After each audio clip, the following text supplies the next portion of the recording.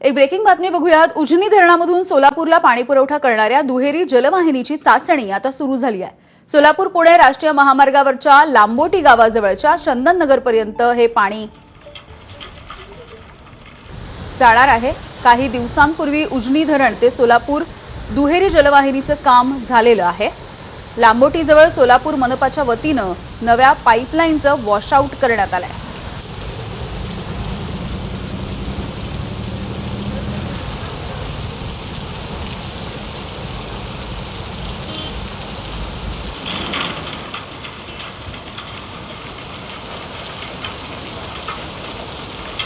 तर सोलापूरमधली ही दृश्य आपण बघतोय। उजनी धरणामधून सोलापूरला आता पाणी पुरवठा केला जाणार आहे आणि यासाठी आता दुहेरी जलवाहिनीची चाचणी सध्या सुरू झालेली आहे। हे काम गेल्या काही दिवसांमध्ये प्रगतीपथावरती होतं आणि अखेर आता ही चाचणी केली जाते आहे। त्यामुळे लवकरच इथल्या नागरिकांचा पाण्याचा प्रश्न सुद्धा मार्गी लागेल।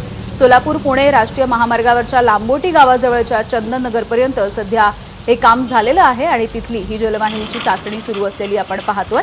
आफताब शेख आमचे प्रतिनिधी माहिती देतील। आफताब, यामिनी खरं तर सोलापूर शहराला पाणी पुरवठा करणारी उजनी धरणावरून एक दुहेरी जलवाहिनी जी आहे ती नुकतीच पूर्ण झालेली आहे। खरं तर गेल्या अनेक वर्षांपासून सोलापूरकर या जलवाहिनीच्या प्रतीक्षित होते आणि टप्प्याटप्प्यानं महानगरपालिकेच्या वतीनं या जलवाहिनीची चाचणी जी आहे ती घेतली जाते। सोलापूर शहराच्या जवळ असलेल्या लांबोटीजवळील चंदननगर या ठिकाणी आजची ही चाचणी घेतल्याचं सोलापूर महानगरपालिकेच्या अधिकाऱ्यांचं म्हणणं आहे। खरं तर ज्या पद्धतीने फवारे उडतायत ते पाहून स्थानिक जे नागरिक आहेत त्यांना असा समज झालेला होता की पाईपलाईन फुटली वगैरे असावी। मात्र सोलापूर महानगरपालिकेच्या वतीनं आता असं स्पष्ट करण्यात आलेलं आहे, हे वॉशआउट घेण्यात आलेलं आहे। जी नवीन पाईपलाईन झाली त्याचं वॉशआउटचं काम केलं जात आहे।